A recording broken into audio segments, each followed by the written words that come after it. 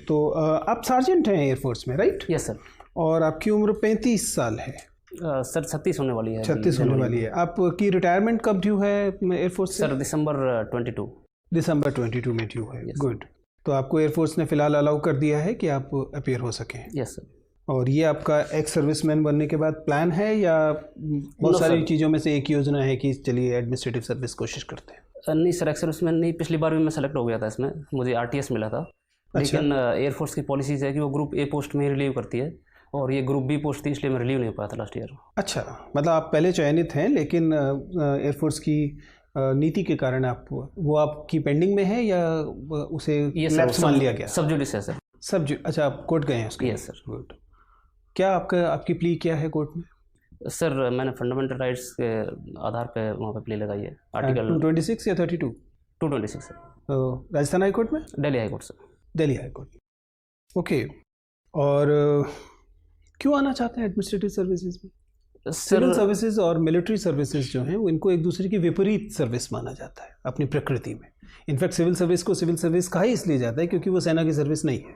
Yes sir. ठीक है, तो आप क्यों ये दल बदल डिफेक्शन करना चाह रहे हैं? डिफेक्शन तो आपकी सेना में बहुत बुरी बात मानी जाती है। नहीं सर, डिफेक्शन नहीं कर रहा हूँ मैं। वहाँ पे मैंने बहुत बेहतरीन काम किया है। आज तक पिछले 18 साल की सर्विस में मुझे एक भी वार्निंग लेटर नहीं मिला है, बल्कि 2 बार मेरे एयर ऑफिसर कमांडिंग से प्रशस्ति पत्र मिला है।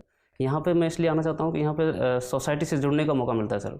महेंद्र, ये बताइए, आप तो एयरफोर्स से हैं, आई एम वेरी श्योर कि you are proud of your organisation, right?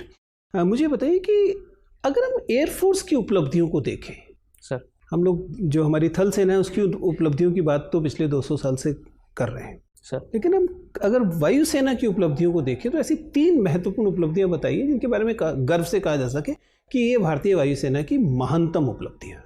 Sir Kargil वार को फाइनली एयरफोर्स के सपोर्ट से ही जीता गया था, क्योंकि वो लोग बहुत हाइट्स पे थे और आर्मी उनको कब्जा नहीं कर पा रही थी। फिर एयरफोर्स का सपोर्ट लेने के बाद ही हम लोग अपनी टेरिटरी को वापस ले पाए थे।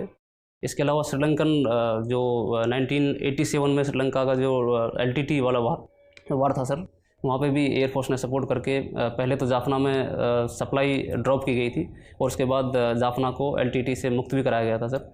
और इसके अलावा सर हाल ही में एयरफोर्स ने मालदीव में उस ऑपरेशन का मुझे याद नहीं आ रहा सर नाम, उसके तहत ऑपरेशन संजीवनी चलाया था जिसमें वहाँ पे कोविड-19 से रिलेटेड मटेरियल वहाँ भेजा था सर।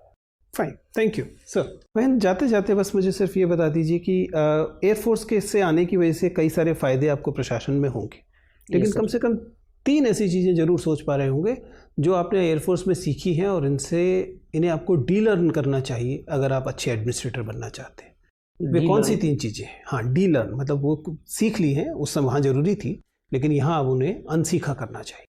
वे कौन सी चीज़ें हो सकती हैं? सर ऐसी तो कोई वैल्यू नहीं है जो मुझे लगता है कि वहाँ सीखी हो और यहाँ मेरे काम नहीं आए या वो इसके यूज़फुल नहीं होंगी। ऐसी वैल्यूज़ तो बहुत सारी हैं। मैं उम्मीद करूँ आप केवल 3 सोच पाएँ कि ये एक आर्म फोर्सेस के हिसाब से अच्छी बात थी, लेकिन सिविल सर्विसेज के हिसाब से मुझे अपने इस व्यवहार को बदलना चाहिए। सर मिलिट्री सर्विस में है कि दुश्मन को जैसे ऑब्वियसली अच्छी बात है कि शत्रुता अगर किसी से हो जाए तो उसे नेस्तनाबूद कर दो। सिविल सर्विसेज में ऐसा नहीं कर सकते, नहीं करना चाहिए। एक बात होगी, वेरी गुड। और बताइए सर, अभी तो एक ही याद कर पा रहा हूँ। ठीक है महेंद्र, मुझे आपसे बात करके अच्छा लगा, आप जा सकते हैं। Thank you sir, good day sir. सामान्यतः जब आपका बैठने का तरीका, आपका बात करने का तरीका, वाचिक स्पष्टता जो है वो आपके आई कांटेक्ट, फ्लो, कम्युनिकेशन वाली जो चीज़ें हैं वो सामान्यतः ठीक जा रही हैं, तो उसमें आपको कोई परेशानी मुझे नहीं लगता कि होने वाली है। जहाँ थोड़ा बहुत सुधार की गुंजाइश है वो है जब आपको विश्लेषणात्मक सवालों के जवाब देने होते हैं, जब आपको उसी समय सोचकर और एनालाइज करके सामने रखना होता है, वहाँ कभी कभी लगता है कि वो सूक्ष्मता अभी और आ सकती है। ठीक है ना, उस दिशा में थोड़ा सा और काम आप कर सकते हैं कि जब आपसे प्रश्न जो तथ्यात्मक प्रश्न नहीं है उसका उत्तर देते समय क्या आप बहुत स्थूल तरीके से तो नहीं सोच रहे हैं, थोड़ी सी सूक्ष्मता में जा सकते हैं कि यही वो है हिस्सा है जो आखिरी सवाल में भी गया। Yes sir. तो उस समय थोड़ा सा अपने आप को थोड़ा सा समय दीजिए और अधिकांश सवालों के मामले में येस और नो में आंसर नहीं होते, इस बात पे यकीन कीजिए। ठीक है ना, अगर वो फैक्चुअल सवाल नहीं है तो क्या होगा, उसमें न्यूएंसेस होंगे।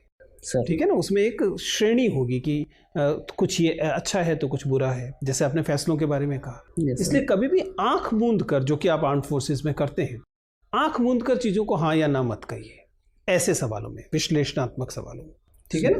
तो उसमें आप उसमें ग्रेडेड आंसर दीजिए, थोड़ा सा उसमें श्रेणी लेकर आने की कोशिश कीजिए। सर अधिकांशतः मुझे लाभ होगा, किंतु मुझे लगता है कि इन चीज़ों के मामले में शायद मुझे नई स्थितियों के हिसाब से एडजस्ट करना पड़ेगा। उदाहरण के लिए मैं बता रहा हूँ, ठीक है ना। बाकी सवालों में भी ऐसा हो सकता है। Otherwise by and large you doing very good. Alwar वगैरह को थोड़ा सा और गहराई से देख लीजिए। बाकी चीज़ें मुझे लग रहा है कि आप अच्छे से कर रहे हैं, मुझे कोई मेजर कारण नहीं दिखाई दे रहा कि आपका चयन क्यों नहीं होगा। डेफिनेटली बहुत अच्छे से होगा, ठीक है। All the best. Thank you sir.